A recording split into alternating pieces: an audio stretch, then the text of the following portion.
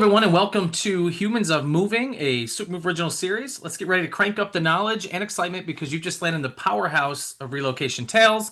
I'm Ryan Marsh, your host, and today I'm super excited to have on Jackson Williams with River Hills Moving in Kerrville, Texas. Jackson, how's it going, my man? Happy Thursday.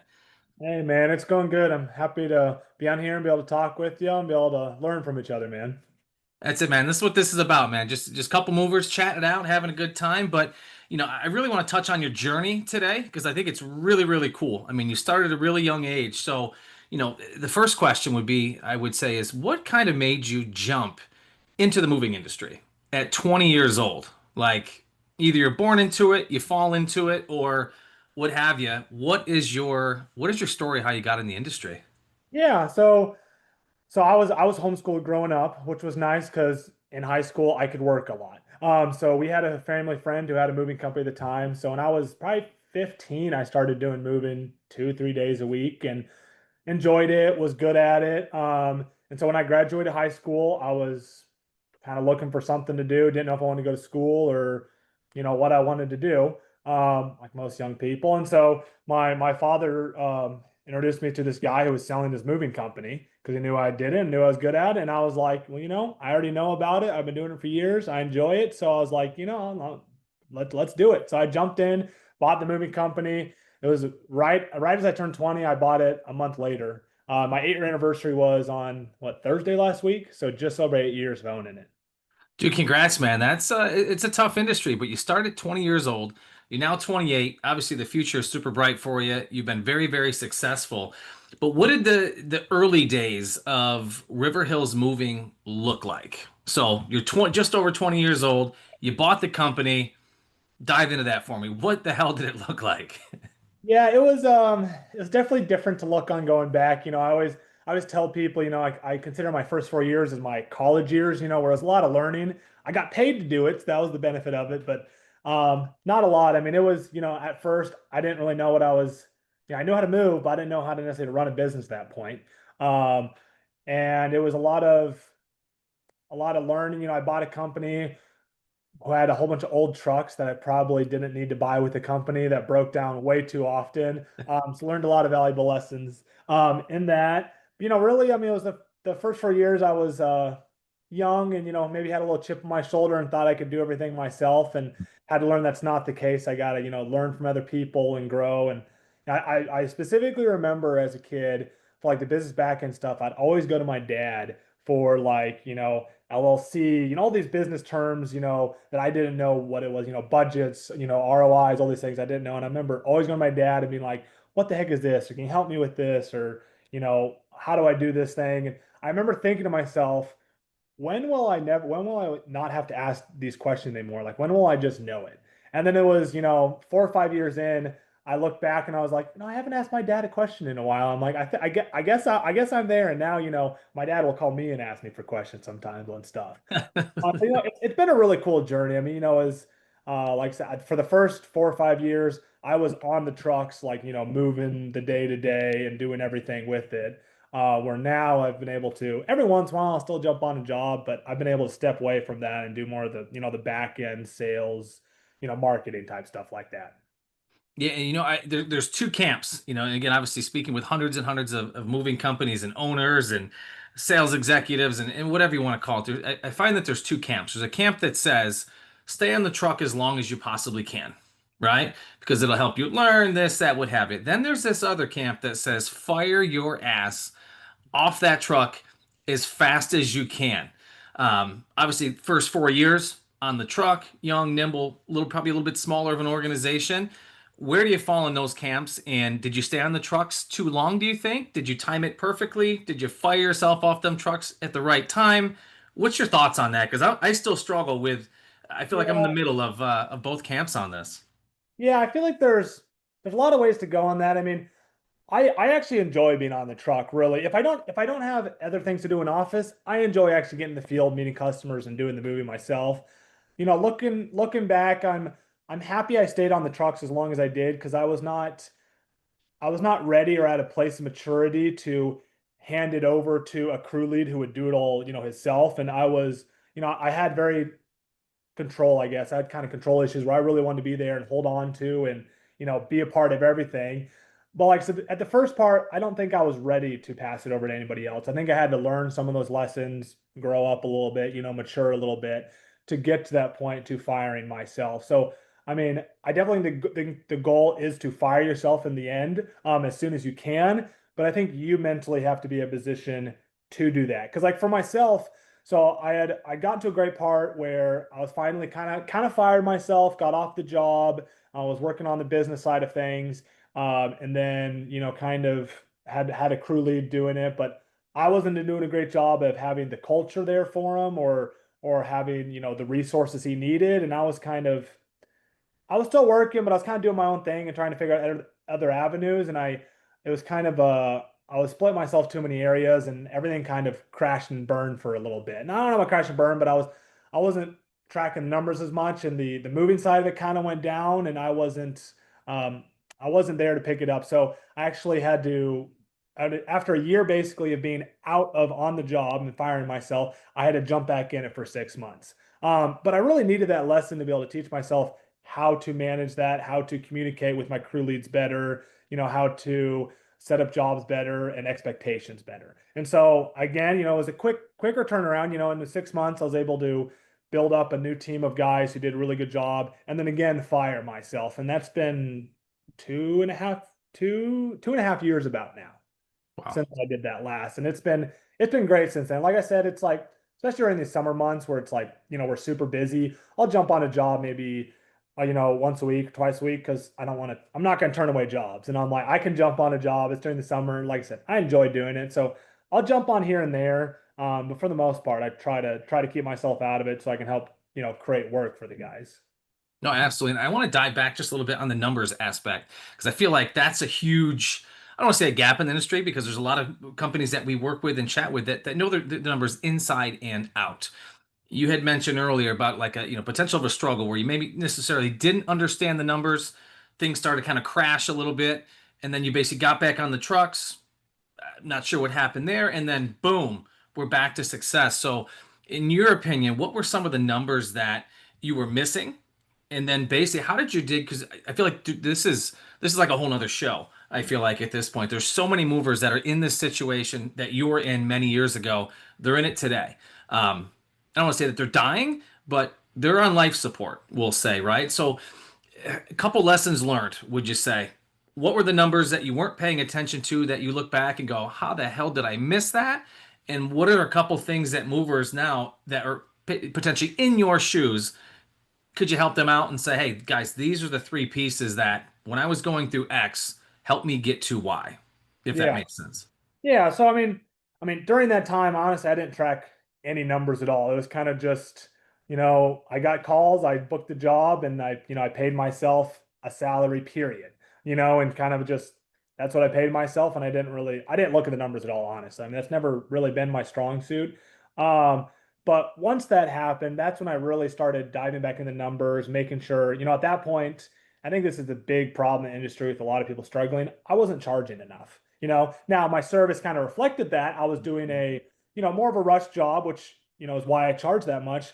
But I've come to find that, I got to charge enough, one, to be able to pay myself and my guys a good salary. I think that was another problem I had is, I was paying my guys a lower salary of, I don't know, 15, 16 at the time for my crew lead. And, you're for that price, you're not going to get an A level player. You're going to get C and B level players. So I think um, really dive back into the numbers and going into tracking, you know, what I pay my guys on a job, what my fuel is, what my insurance is. I know nowadays insurance is a big thing that just absolutely destroys most moving companies. I mean, I'm struggling with that too. I mean, I pay more in insurance than I pay myself, which is not it's not right.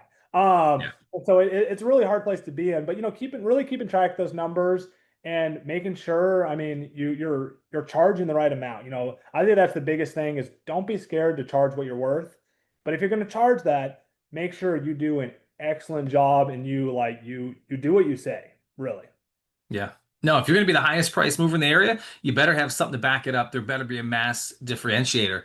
So how did you know? And I think this is critical question, I would say, but how did you know you weren't charging enough? Was it you were looking at what competitors were charging, or was it on the numbers where you're doing 30, $40,000 worth of jobs, but then at the end of the day, there was only about a grand or two in the bank account, all said and done. I guess what was that pivotal moment where you're like, shit, I am not charging enough.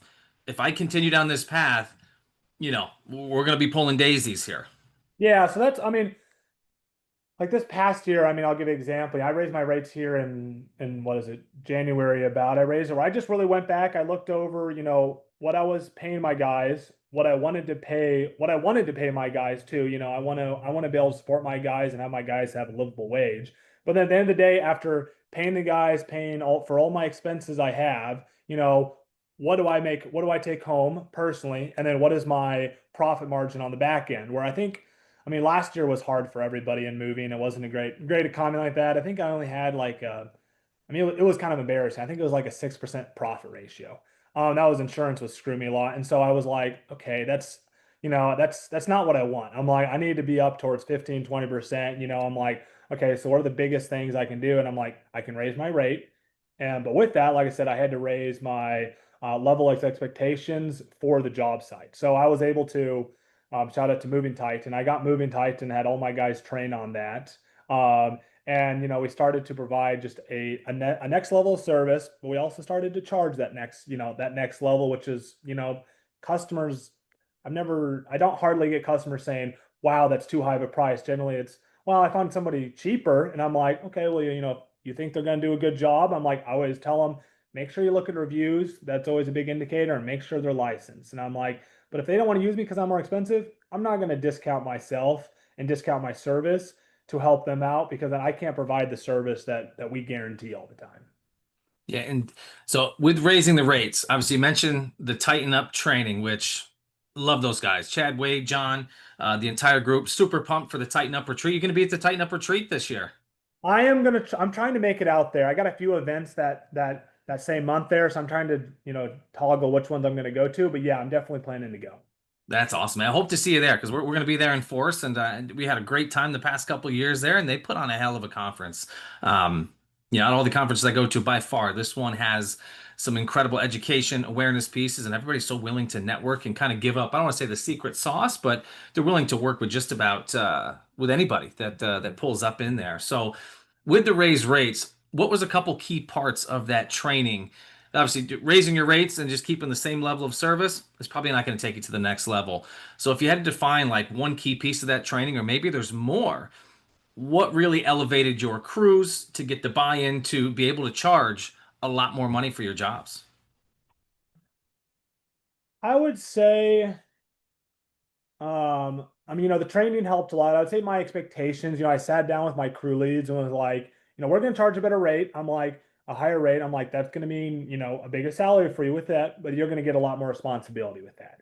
So, I went back in and started writing some more SOPs, standard operating procedures, of to what that looks like, but then making everybody train on the moving Titan of how to, wrap wrap more pieces, how to wrap the ways that you wrap some of the chairs. My guy's favorite way is the diaper way. If you've seen that, like wrap a chair, diaper way, they're Yep. like, love doing stuff like that. But then just making sure to just pay more attention, communicate with the customer on, what is more valuable, what do you want, shrink wrap and blanket, because it's, we're going out, and another thing I implemented, which I think has been a huge help, is we have three different layers of packing of a house. Now, we all charge the same hourly rate, but it just takes longer for one. So it's like, number one, which we almost never do, is like, everything goes in the truck, but it gets a blanket thrown over top of it, and it's not super safe. Like I said, we generally don't do this unless the customer's like pushing us to get done soon. I said, well, this is going to reflect. Number two is like, the top 40% of most valuable pieces, couch, table, bed sets are going to get blanket and shrink wrapped in the house. And level three is like, you going out of state, out of town, that's where like 100% of everything is getting blanket, shrink wrapped, taped, everything's been done where you don't see a piece of the furniture. It's only a blanket you see on it. So I think that was a big thing for my guys of, expectations of how much you need to wrap and how far to go because it really depends on the job and every job is different in moving. I mean, this. I mean, you can walk to one job one day and another job the next day and they're completely different. Always. It's, it's amazing how, I mean, that's kind of fun. That's what, drew me to the industry initially is every day is, you're still moving, but every day is a different day with new pieces and, new fun challenges. So That's great. And I'd say back on the training pieces, I've been touring, obviously, the summer road tour that we're on. Made a stop to the Boston area. I got to leave the name of the company out for now until we actually publish the content we shot and all that fun stuff. But their training program was intense, like crazy, crazy intense. But I think what stood out to me the most, on top of the physical aspect, everybody, you can train anybody to pack a box, wrap a piece of furniture, what have you, but they have emotional intelligence training for everybody on their team, not just the movers, not just the disp, for everybody. And on top of that emotional intelligence training, they have conflict resolution training, like a healthy conflict. And it was something that absolutely blew my mind away. But I sat back and thought about that. How many times do your guys get in a situation where, again, it doesn't happen all the time, but things are starting to go a little bit goofy with the job? But that emotional intelligence, be able to read the body language of a customer or the body language of the crew. So this wasn't just about customer and crew. This was about basically the crew and his lead, or the crew lead and his laborers, the operations guy and his crew. All of that thing kind of compacted in one. And I thought it was a pretty slick training piece. And they spend more time on that, obviously, than because again, back to anybody can pack a box, right? How long does it take you to truly train somebody to pack boxes, right? Might take a little bit, but that emotional intelligence aspect to me was huge. The conflict resolution piece, blown away, blown away. And again, yeah, that's why they've got 15,000 plus 4.9 star reviews, right? They see something coming, they can sense it, they can see it, they can almost feel it, and they know how to handle it to a T. Like I said, something I haven't seen before in this industry. I'm sure others do it, but it had me sideways. yeah, that's awesome. I made a note of that here because I just wrote the other day on my crew leads, kind of going through some conflict resolution with a couple of, like, give him a few scenarios to do. But that is a big thing, whatever the crew leads, the energy he brings into it, is always different, and I really like that. I'm gonna look into that, yeah, and see kind of what they do because that's very interesting. I like that a lot. I'm gonna steal that.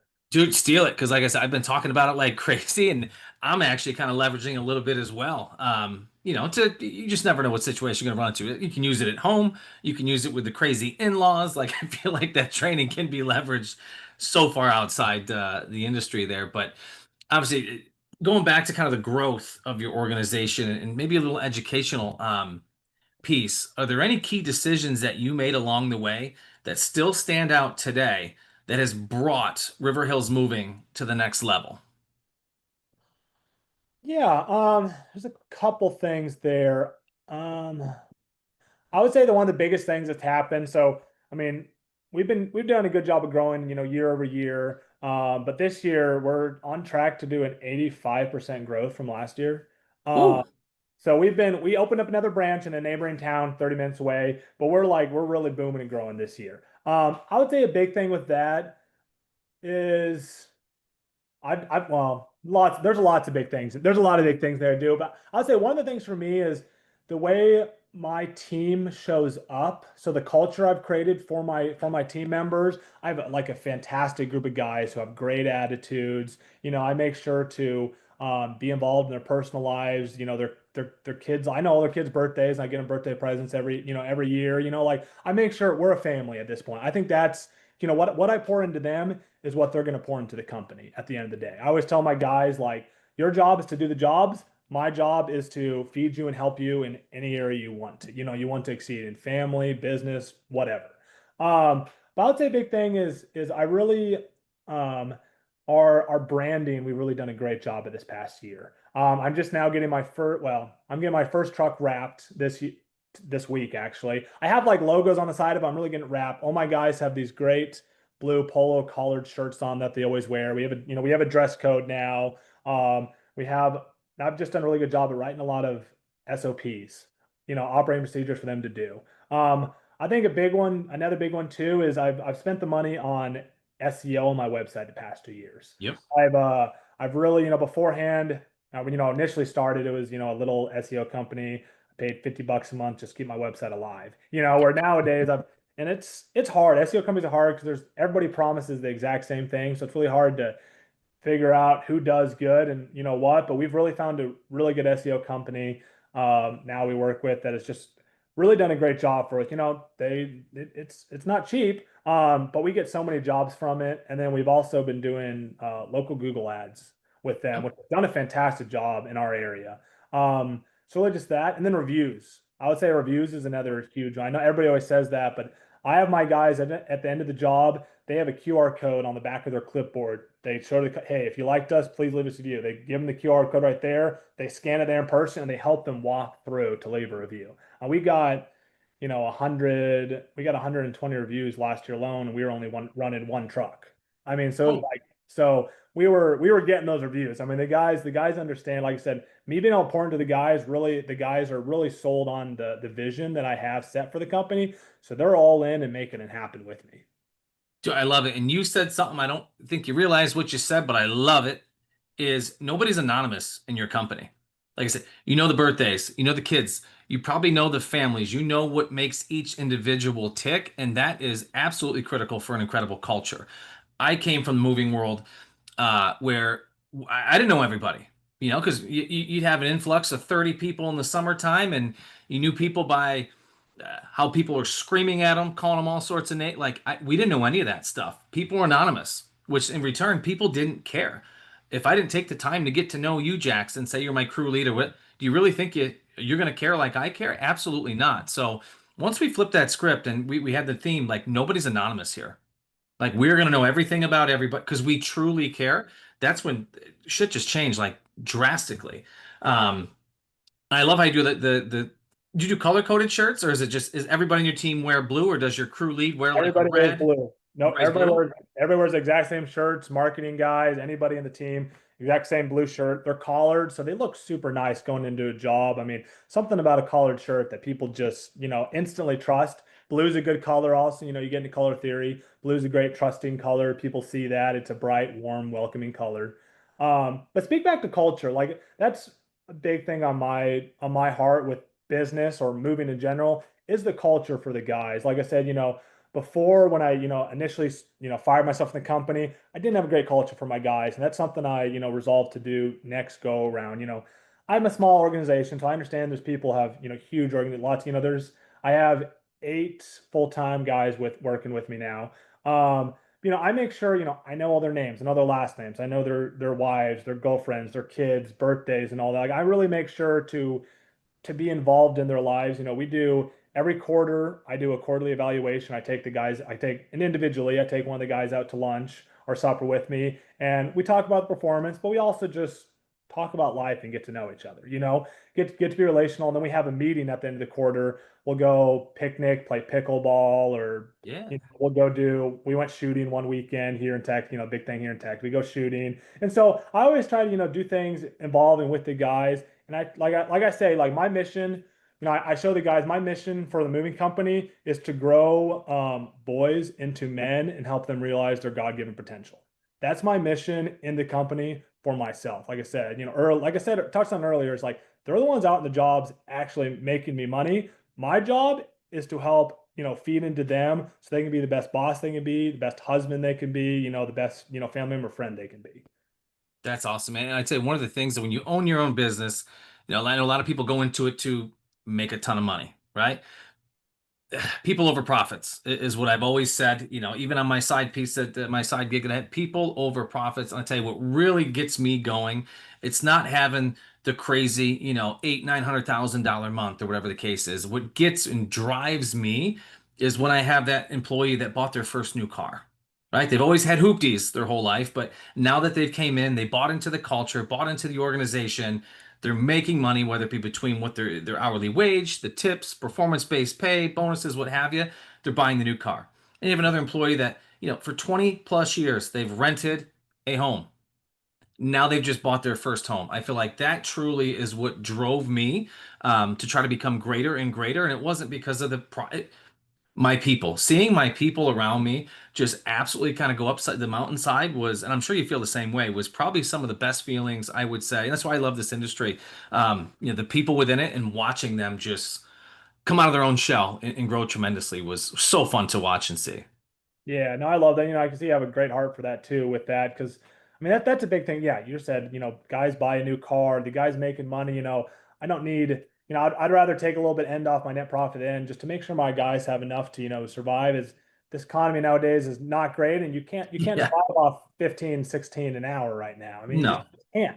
I'm like, so I always try to pay my guys, I try to pay my guys well, and I try to always make them, if I can give them the best processes and procedures, to do the jobs, they get tips from that. So, if we we promise and we over deliver and the guys show up with that intelligence and make sure everything taken care of really, really well, and that's on my end to set up those procedures. They get the tips from that. And I mean, and the tips in the industry, I mean, you can make some good money in tips. I have some Oh, guys who have great attitudes and they're raking in, $1,000, $2,000 a month in tips alone. I mean, it's like, that right there. I mean, that makes a huge difference in the end. it's massive. So, a question about the culture and keeping your guys motivated. It's peak season, right? Shit's a little wild. It's a little crazy. Phones ringing. Guys are busy. In Texas, it's probably hotter than hell. So, how Yep. do you keep your crews motivated and continue to maintain that strong company culture throughout peak? Like, what's the secret sauce? Would you say? Trying to always be there for the guys. That's like I said, during the summer, I have to jump on the trucks a lot more than normal. Try not to overwork the guys because right, it is hot as heck here in Texas during this time of year. So I've always make sure, when I provide snacks and Gatorade or element drinks for them. That way, hydrating stuff. And then if they need extra hand, if a job's running late or they need an extra hand because something last week there was a safe that's too heavy going upstairs. I ran over there and made sure to jump on the job and help, let them know that summer does suck sometimes, but I'm willing to jump in there and help make sure it gets done. And then, just try not to overwork them. I've had to tell some jobs, which is hard for me. I have to tell them, no, I can't do your job. We're too busy. I'm like, I don't want to burn out my guys. But then, different, like we had, in moving, it's, one week you're going to have 300 hours of work you have to do, and one week you're going to have 200 hours work you got to do. And so during those, the really busy week, and we had a couple weeks ago, we had a really crazy busy week. And so what I did is the next week I made sure one to make it a lot lighter for them, but then two, I gave them all a massage. I gave them all a free massage, 1 hour massage, just as like a little extra thank you. They did, they killed it. They did an extra great job. So it's like they have that tough week. Always like to reward them, go and toss them extra $100, just put it in their hands, say, thank you for all the work you do. That little extra gratitude from the boss and, the recognition, I think goes a really long way. Dude, you're the second person now. Again, as we were talking earlier about the company in Boston who does emotional intelligence training and conflict resolution, they also have, and I wasn't even going to bring this up, but you mentioned the massage. They have a floating chiropractor and masseuse to hit up all their locations that Amazing. everybody on their entire team has full access to, right? I mean, this is backbreaking work, but Yeah. like again, tying into like your culture, these guys' culture, like you guys are running very similar. You're doing a lot of the same things. Yeah, Um, that's amazing. I'd love to, that's, thing with being bigger, you can do this type of thing, which I love to do. Like I'm trying to build out a gym for my guys right now. We yeah, get equipment from customers and I'm going to start buying some. We have a big old shipping container at our yard that's just getting filled with gym equipment. That's one thing.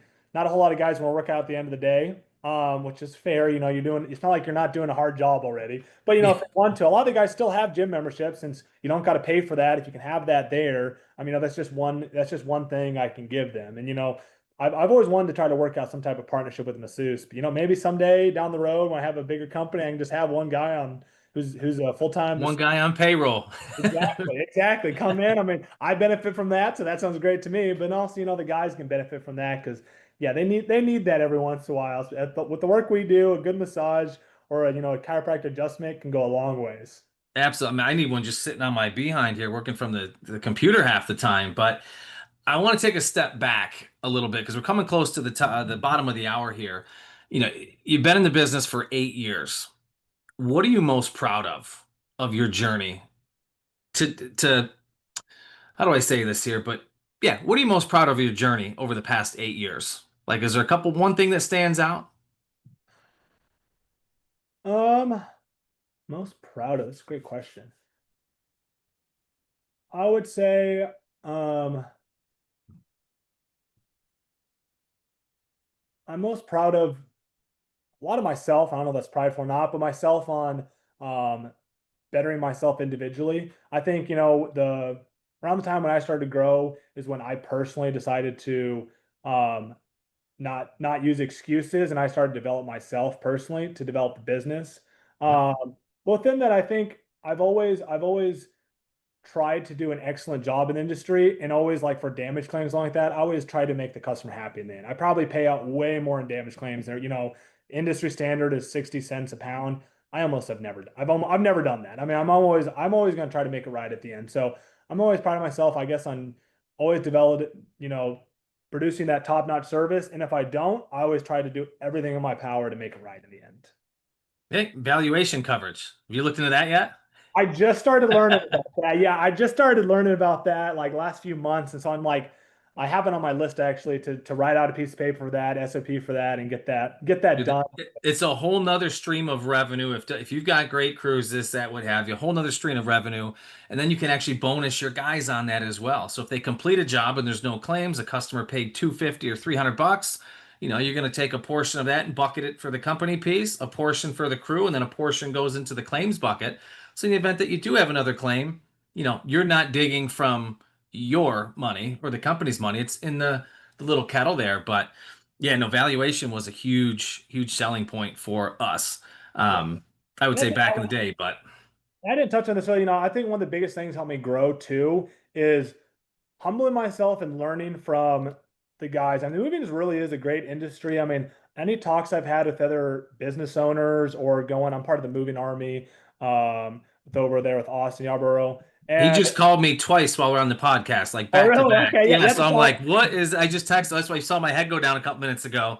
I'm like, dude, I'm literally on a Yeah, no, podcast so right I now. joined So his group, but then like I have this great guy who I was on a Facebook group. I joined, the movers Facebook group. I don't even know what it's called. I'm not big on social media, but I asked about insurance question. This big guy has 50 trucks out of Dallas, gave me a call and was like, "Yeah, if you have any questions," he just would like let me pick his brain. So the moving industry people are so nice, and then being humble and learning those lessons. I mean, like learning about valuation insurance, learning about different ways you can charge. I mean, how to write a SOP book for your guys, how to write all that stuff. Like, honestly, I mean, a lot of that attests to just learning from people who have done it better. And like I said, I haven't found anybody in the moving industry who's been rude. Everybody's been really open and sharing on what they know. I mean, it's a hard industry to be in. I mean, we all know that. And so yeah, I think a lot of the guys, just going and calling and asking. I remember I went to Nashville on vacation one time, and I was like, I'm going to call a couple moving companies up here, see if I can tour their facility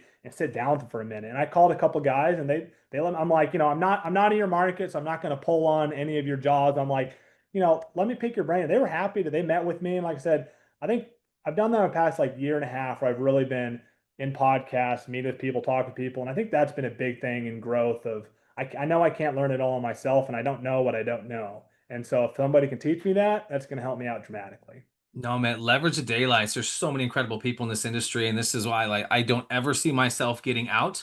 The friendships, the love, the relationships, like these people have helped me on a personal level, professional level, and like I said, you never know who's gonna be calling on the other line. And I try to take as much as I can, student of the game as you are as well. Always trying to learn. Even after 15 years inside this industry, I learn something new every week, Yeah. sometimes every damn day.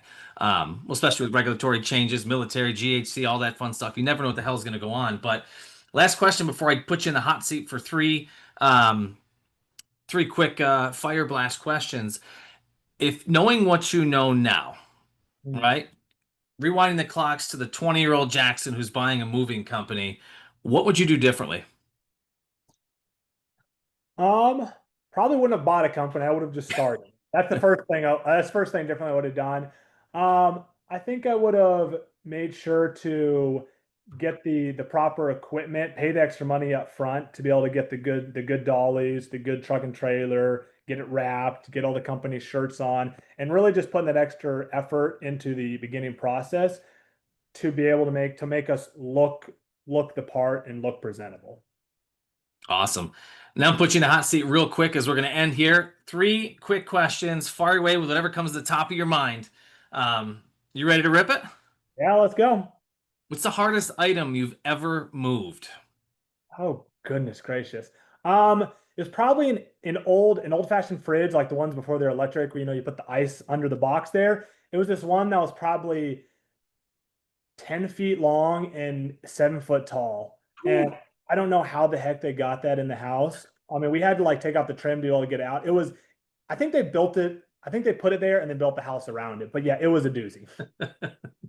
That's awesome, man. And what is the funniest customer moment in your 8 years? Oh man, that's a good one. Um, oh man, funniest customer moment. We've had a lot of we've had a lot of good funny customer moments. Um, Or embarrassing? Embarrassing to the customer moment. Embarrassing customer. I had one customer. I had one customer who rode in our car, and as we were like, it was my personal car. We were driving over the job because she wanted to drive over there, and the guys are driving the truck, and she farts and goes, "Oh, I need to go change my pants." I was like, I was trying not to just start dying laughing. Now I'm like, She sharted in your car. yeah, she started in my car. I was like, I'm like, okay, okay. Let Now me, did you get a 5-star review out of that one? I did. I did. Oh, I had to gotta find. Yeah, she better give me one after either that. that or get your car detailed, one of the two, I would think. But that's all. That's I've not heard of that one, but that's awesome. And then the last question: if you weren't running a moving company, what would Jackson Williams be doing today? If you didn't make that leap of faith to buy the company, what do you think you'd be doing? Um, Probably be in another service-based industry on physical activity, maybe in uh probably be in something like pressure washing or pest control, which is something I'm looking to add on to my company eventually here soon. So yeah. No, that's awesome, man. Well, no, I appreciate you taking the time. Obviously, we're in the heat of peak season. You're well prepared, plan, what have you. So, being an owner for the size of organization that you are, to be able to come out here and spend a good, what, 35, 40 minutes chopping up with me, man, I greatly appreciate you.